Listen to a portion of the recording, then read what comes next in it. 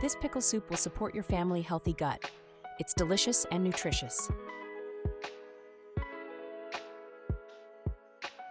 Start by peeling carrots and potatoes. Cut them into small cubes.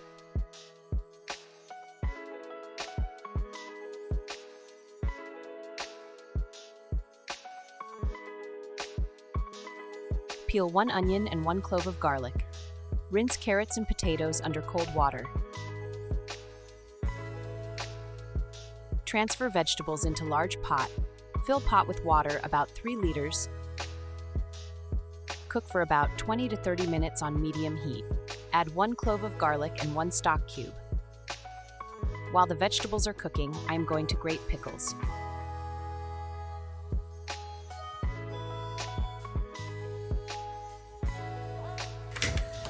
Burn the onion. Add grated pickles into the pot. Add onion and cook for another 15 to 20 minutes.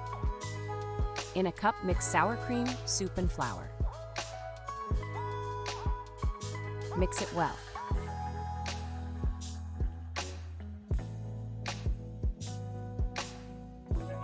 Once mixed well, add it to the soup and cook for another 5 minutes.